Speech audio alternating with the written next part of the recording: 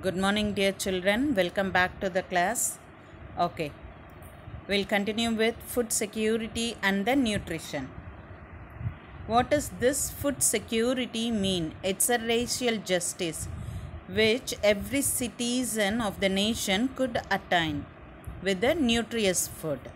Well, we'll continue. We'll enter with purchasing power.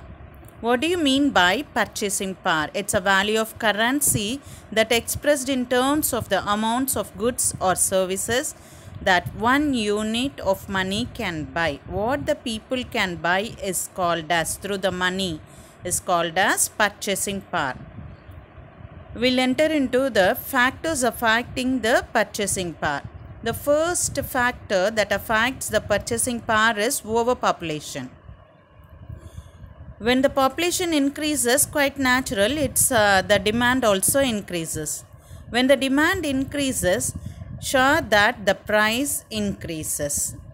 So this is the concept of all the business motivative merchants, isn't it? Well, when the demand increases and the price increases, it affects the purchasing power, especially those people who are in the rural areas. The next one is increasing the prices of essential goods. So, when the essential goods price or the rates is increased, what would happen? It continuous rise in the price erodes and it affects the poor people. The poor people cannot able to buy it in a proper way.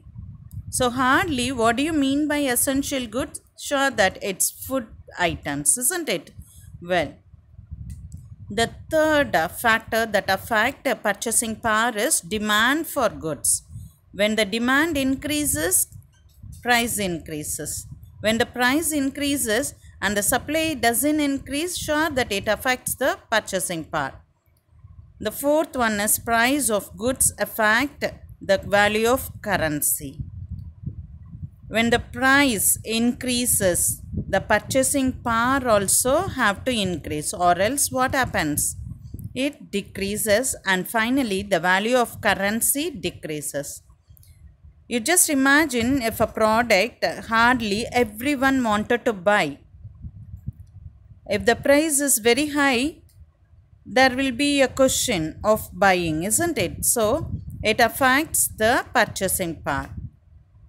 That's why when the price of goods affect the value of currency.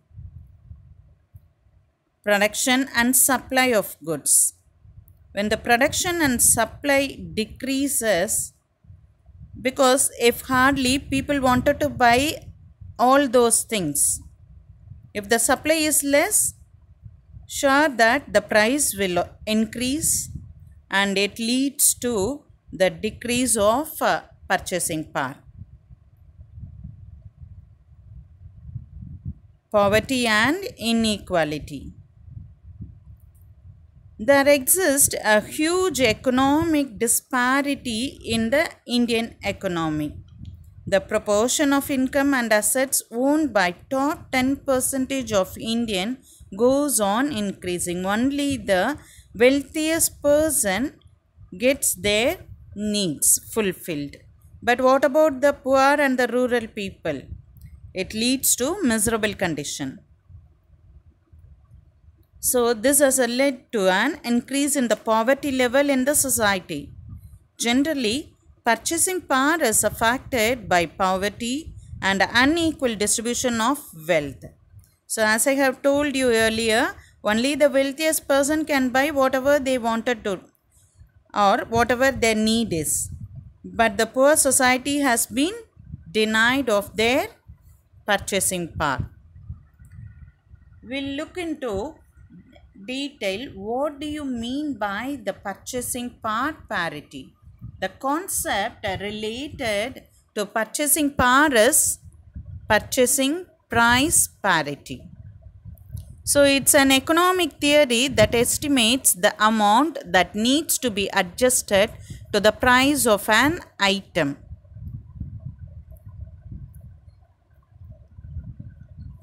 So in India, it became a third largest economy in terms of purchasing power parity next to China and US. The next one is agricultural policy in India. The agricultural policy of country is mostly designed by the government for raising the agricultural production and productivity. Not only that, it raises the level of income and standard of living of farmers. So this policy is formulated for all around and comprehensive development of the agricultural sectors. You can see the food packs that has been arranged in array and have been saved in granaries also. So let's look into detail about this agricultural policy in India. What do the agricultural policy do in our nation? It mostly designed by the government and raises the agricultural production. It has been announced by the central government in 2018. This policy states that government have to decide to remove the export restriction and most organic and proceed agricultural products. We have to see in detail of about 5 points. So that's more than enough if you see the 5 points, and this is an important detailed answer. Just have a look. Here you can see the agricultural area. How do they do? Well, raising the productivity of input. One of the important objectives of India's agricultural policy is to improve the productivity. How do they improve the productivity? By using hybrid variety, that is HYV, hybrid high yielding variety seeds and fertilizers, and also by using the irrigation projects, pesticides to increase the productivity. Raising the value added per hectare. Agricultural policy is to increase per hectare. So the yield should be increased in every hectare of the field. So in general, it has been productivity of small and marginal holding particularly. The third one is protecting the interest of the poor farmers. Sure that the agricultural policy is proposed to protect the interest of poor and the marginal farmers. So what to do for these things to protect the poor farmers? To abolish intermediaries. We call them as mediators or brokers, isn't it? So the intermediaries have to be abolished. So expanding the institutional credit support to the poor farmers by giving loans or by giving the seeds from the seed bank in a less rates. It's like that. Modernizing the agricultural sector. The policy support includes the introduction of modern technology in agricultural operation and application of improved agricultural inputs. That's why I have told you about high yielding variety seeds and fertilizers, and also through the modern technologies. Environmental degradation. When the agricultural policy of India has set another objective, its another objective is to check the environmental degradation of natural base of Indian agriculture. So through all these things, the agricultural policy in India can protect the poor farmers and also increase the yield in the hectares. Here you can see some of the poor farmers, those who are unable to get their yield in high.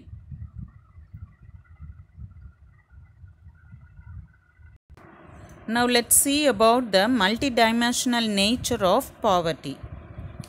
You can have a look of this figure. We have 10 indicators for this multidimensional poverty. The first one is with the three-dimensional poverty with health, education and with the living standard, which gives in turn with the 10 indicators with the nutrition, child mortality, years of schooling and school attendance. Even though the people join in the academic year, they'll never continue till the end of the academic year. It's like that. Cooking fuel, sanitation, water, electricity and flow, as well as the assets. So all these 10 indicators proves the multidimensional nature of poverty in India as well as especially in Tamil Nadu. So to reduce this poverty, the government, Tamil Nadu government have given importance for the rural people. After 1994, the poverty has been declined steadily in the rural. It's because of Tamil Nadu government.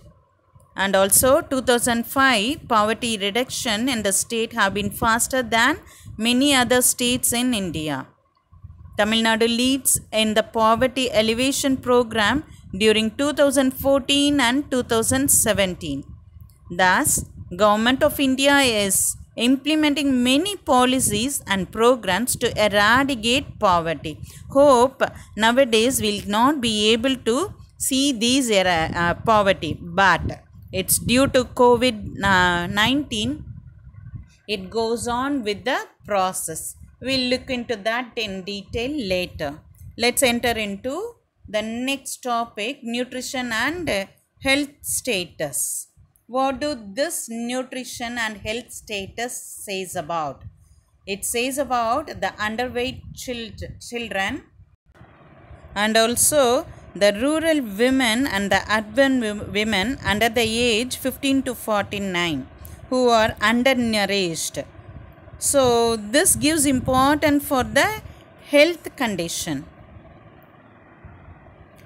So the nutrition and health status in Tamil Nadu plays a crucial role in human health and well-being.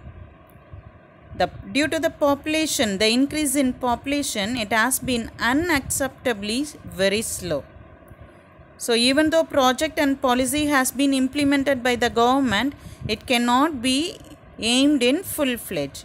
The large number of Indian children are stunned. So micronutrient deficiency has been occurred and children have been affected through all these things. So we have seen some of the programs and schemes under the Tamil Nadu government that has been set for especially for the children and the women. Integrated Child Development Services, midday meals and National Rural Health Mission, etc. With this, they aim to have ICDS scheme with the children with the good nutrition and healthiest future citizen.